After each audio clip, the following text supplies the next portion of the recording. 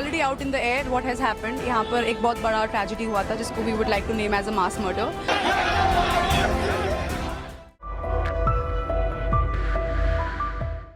हमारे देश में आखिर जान की कीमत क्या है? अगर आप यहाँ जिंदा है तो आपको रोज ऊपर वाले को धन्यवाद देना चाहिए, क्योंकि यहाँ तो मौत कभी भी किसी भी वजह से हो सकती है। कभी सड़क में हो रखे गड्ढे की वजह से, तो कभी तेजी से आ रही कार से एक्सीडेंट होने की वजह से। और अगर आप इनसे बच गए तो हो सकता है आपके सर पे बिलबोर्ड गिर जाए या एयरपोर्ट की छत गिर जाए। अगर आप लाइब्रेरी में बैठ के पढ़ाई भी कर रहे हैं तो उसमें भी आपकी जान जा सकती है। ऐसा ही कुछ होता है 27 जुलाई को दिल्ली के राजेंद्र नगर में। लगभग 30 UPSC aspirants Rouse IAS academy के बेसमेंट में बने लाइब्रेरी में बैठ के पढ़ रहे थे। ये लाइब्रेरी इलीगली बनाई गई थी, क्योंकि बनाते वक्त तो इन्होंने बोला कि जो बेसमेंट की जगह है वो इसे पार्किंग और स्टोरेज के लिए यूज़ करेंगे, पर उसमें बना डाला लाइब्रेरी और शुरू कर डाला अपना धंधा। अब बाहर तेज बारिश होती है तो बाहर पानी जमने लगता है और यही पानी फिर आके बेसमेंट में जमा हो जाता है। अरे भाई, जो income tax, GST, long term short term capital gain tax लिए है गवर्नमेंट ने, वो शायद ड्रेनेज सिस्टम बनाने के लिए थोड़े कम पड़ गए होंगे। खैर, किसी तरह जो बच्चे अंदर फंसे हुए होते हैं वो अपनी जान बचाने के लिए बाहर की तरफ भागते हैं। इसी में 3 स्टूडेंट्स श्रेया यादव, निविन डाल्विन और तान्या सोनी की जान चली जाती है। लेकिन मैं आपको बता दूं, ये कोई हादसा नहीं है, बल्कि ये मर्डर ड्यू टू नेग्लिजेंस है। इस मौत की जिम्मेदार सिर्फ और सिर्फ सरकार और दिल्ली की सिविक अथॉरिटीज़ है। किशोर सिंह कुशवाहा ने 1 महीने पहले सेंट्रल गवर्नमेंट, स्टेट गवर्नमेंट और यहाँ तक कि एमसीडी को राउज आईएएस एकेडमी में इलीगली बने बेसमेंट के बारे में कंप्लेन भी की थी, पर एज यूजुअल 1 महीने से कोई एक्शन नहीं लिया गया। अगर कोई भी एक्शन लिया जाता तो हो सकता है कि आज ये तीनों जानें बचाई जा सकती थी, लेकिन लापरवाही और करप्शन ने पूरे सिस्टम को अंदर से खोखला कर दिया है। अब जब ये सो कॉल्ड हादसा हो जाता है तो अचानक पुलिस पूरे हरकत में आ जाती है। उन्होंने 13 कोचिंग इंस्टीट्यूट्स को सील कर दिया जहां पे इलीगली बेसमेंट में क्लासेस या तो लाइब्रेरी चलाई जा रही थी। इसके साथ ही साथ बुलडोजर एक्शन भी हमें देखने मिल रहा है। जो भी एनक्रोच्ड बिल्डिंग्स थी ड्रेनेज सिस्टम्स के ऊपर, उसे अब तोड़ा जा रहा है।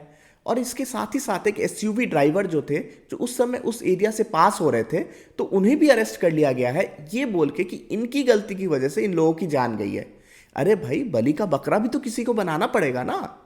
उधर आप और बीजेपी एक दूसरे पे ब्लेम डालने में लगी हुई है।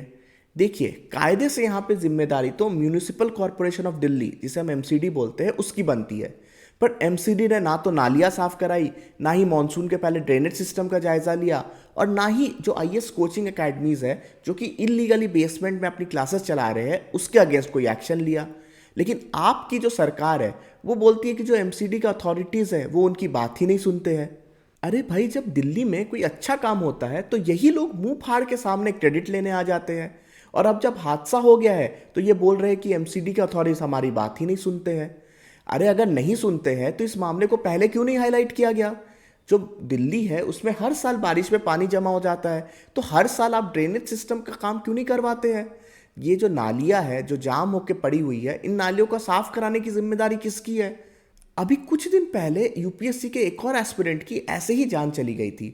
नीलेश राय अपनी पीजी लौट रहे थे और उस समय भारी बारिश शुरू हो गई। जब रोड पे पानी जम गया तो उन्होंने एक आयरन गेट को पकड़ के सहारा लेने की कोशिश की, बट उस आयरन गेट से एक लाइट वायर टच हो रही थी और उसी क्षण उनकी इलेक्ट्रोक्यूशन से मौत हो गई। ऐसा एक तो नहीं, बल्कि इंडिया में हज़ारों केसेस है जहां लापरवाही की वजह से लोगों की जान चली जाती है और इसकी जिम्मेदारी कोई भी नहीं लेता है। मेरे भाइयों की जान बचाती हो, आज आपके सारी जिंदगी यही लगाओगे। अब जब स्टूडेंट्स प्रोटेस्ट करने उतरे तो पुलिस ने उन पर ही लाठियां बरसा दी। स्टूडेंट्स को ना तो कोचिंग इंस्टीट्यूट के टीचर्स और ना ही पुराने आईएएस आईपीएस ऑफिसर्स का सपोर्ट मिल रहा है। हर साल दिल्ली से कई लोग यूपीएससी निकालते हैं और बहुत लोग तो आईएएस आईपीएस बन के दिल्ली में ही पोस्टेड रहते हैं। तो ऐसे लोगों को तो इन हालातों के बारे में बहुत अच्छे से पता होगा, तो फिर उन्होंने कभी इसके खिलाफ आवाज़ क्यों नहीं उठाई? जो इतने कोचिंग इंस्टीट्यूट्स चला रहे हैं उन लोगों को भी इस हालातों के बारे में पता होगा, तो कोचिंग इंस्टीट्यूट्स के टीचर्स ने इसके खिलाफ कभी क्यों नहीं आवाज़ उठाई?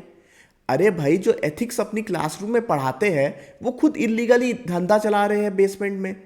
एमसीडी ने एक्शन लेने का दिखावा करते हुए एक जूनियर इंजीनियर को टर्मिनेट कर दिया और एक असिस्टेंट इंजीनियर को सस्पेंड कर दिया, लेकिन ऊपर लेवल पे कोई भी कार्रवाई नहीं की गई।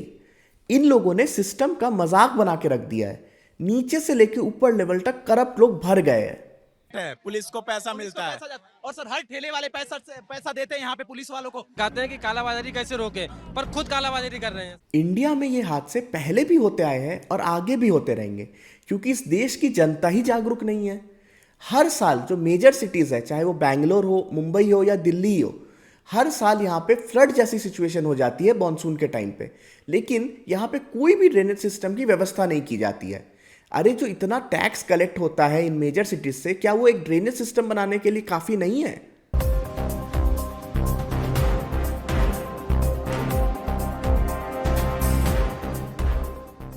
The Silicon Valley of India is underwater again.